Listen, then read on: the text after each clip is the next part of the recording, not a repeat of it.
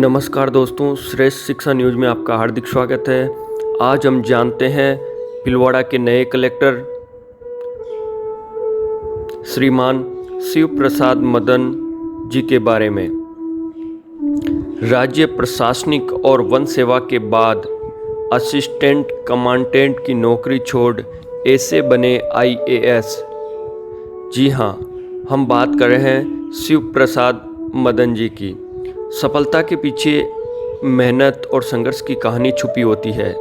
जिनके इरादे सपनों को साकार करने के लिए बनाए जाते हैं, उन्हें शायद कोई नहीं तोड़ सकता। जिन्होंने भी सफलता के मुकाम को हासिल किया है, उनके पीछे काफ़ी संघर्ष रहा होता है। आज ऐसे ही IAS अफसर शिव प्रसाद मदन नकाते जी की सफलता की कहानी हम आपको बताने जा रहे हैं। शिव प्रसाद मदन नकाते जी महाराष्ट्र के एक छोटे से गांव माडा से आते हैं। अपने सपनों को साकार करने के इरादे को लेकर चले शिव प्रसाद जी के मध्य में 3 नौकरियां भी मिली, जिनको ठुकराकर उन्होंने अपने लक्ष्य को सामने रखा। तैयारी का नतीजा उनके सामने था और उन्होंने पहले ही प्रयास में IAS के लिए एग्ज़ाम पास किया। शिव प्रसाद जी का जन्म एक किसान परिवार में हुआ।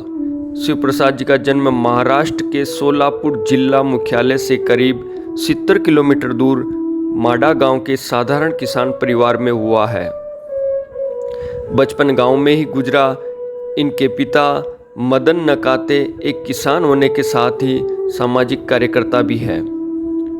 पिता के नक्शे कदम ही शिव प्रसाद जी को लोगों की समस्याओं को समाधान के लिए प्रेरणा देते रहे। ग्रामीण परिवेश के सरकारी स्कूल में मराठी मीडियम में 10वीं तक इन्होंने पढ़ाई की। पढ़ाई के दौरान UPSC का सिविल सर्विसेज का एग्ज़ाम पास करके IAS बनने का सपना देखा। जिन्होंने भी सपना देखा है और जज्बा पाला है, उन्होंने जुनून के साथ साकार भी किया है। इसके बाद समसामयिकी के लिए अखबार पढ़ने की आदत बनाई।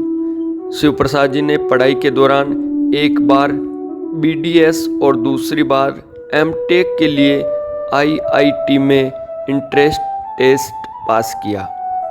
अभिभावकों की इच्छा थी कि बेटा डॉक्टर बने, ताकि गांव के पास किसी शहर में रहकर डॉक्टरी करने के साथ ही अपनी पुश्तैनी खेती का ख्याल करे। शिव प्रसाद जी के सामने लक्ष्य था IAS बनने का। तो न तो इन्होंने BDS में एडमिशन लिया और न ही IIT में।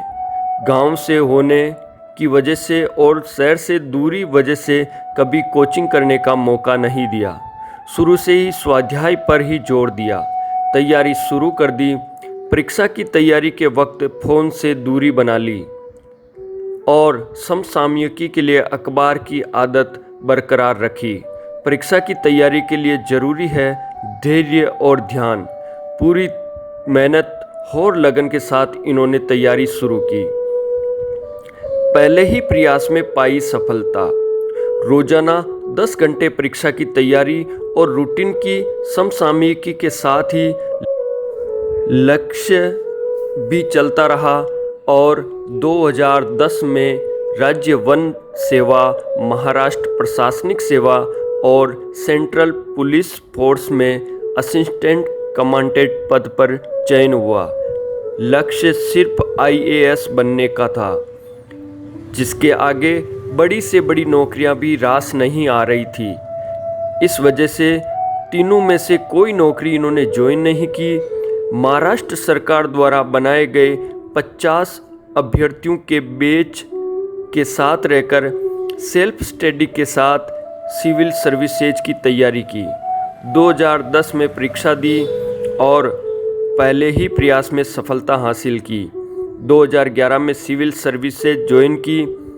शिव प्रसाद मदन नकाते वर्तमान में अब भीलवाड़ा के कलेक्टर हैं और इससे पहले राजस्थान के श्री गंगानगर के कलेक्टर थे और उनसे भी पहले बाड़मेर जिले के कलेक्टर थे। आइए सुनते हैं।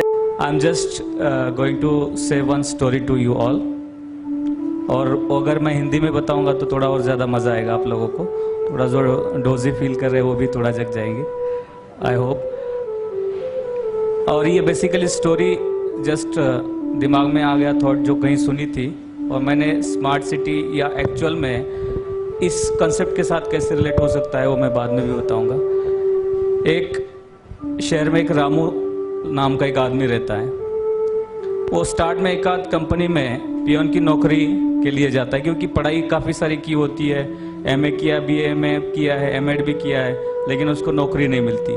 तो अल्टीमेटली वो पियोन की नौकरी लेने के लिए एक कंपनी में जाता है।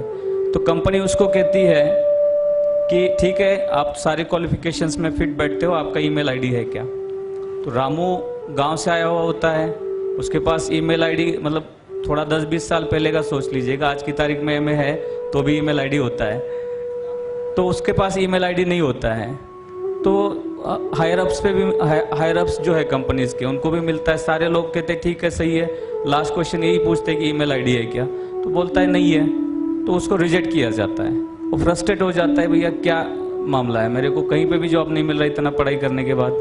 अल्टीमेटली उसको कोई जॉब नहीं मिलता, तो एक खुद का दिमाग लगाता है और फल बेचने से शुरू कर देता है। एक जगह से 5 किलो ले लेता है, गली में जाके बेचना शुरू कर देता है। उसको ये बिजनेस प्रॉफिटेबल लगता है, तो धीरे धीरे कैपिटल जोड़ के बढ़ाता है, और कुछ ही सालों में वो काफ़ी बड़ा रिटेल होलसेल डीलर बन जाता है। होलसेल डीलर इतना बन जाता है कि उसका सुपरमार्केट शुरू हो जाता है, सारा कंप्यूटराइज सिस्टम भी शुरू कर देता है। एक बार उसका मैनेजर उसको पूछता है कि साहब, ये आपने इतना बड़ा अचीवमेंट 10 सालों के बहुत कम समय में कैसे प्राप्त किया? तो वो कहता है कि मैं पियोन की नौकरी मांगने गया था, तो मुझे ईमेल पूछा, और ये फिर उसका पूरा स्टोरी सुना देता है। तो मैनेजर बड़ा इम्प्रेस हो जाता है, वो बोलता है कि साहब ये तो बहुत अच्छा हुआ, फिर भी अगर आपके पास उस टाइम पे ईमेल आईडी होता तो आप यहाँ नहीं कहाँ से कहाँ पहुँच जाते। वो उसको कहता है मैं पियोन बन जाता, यहाँ नहीं आता। तो अल्टीमेटली मेरा कहने का, इस स्टोरी के पीछे कहने का उद्देश्य ये है कि forget about the jokes, but जिस तरह का काम है उस तरह का क्वालिफिकेशन एक्सपेक्ट करना चाहिए।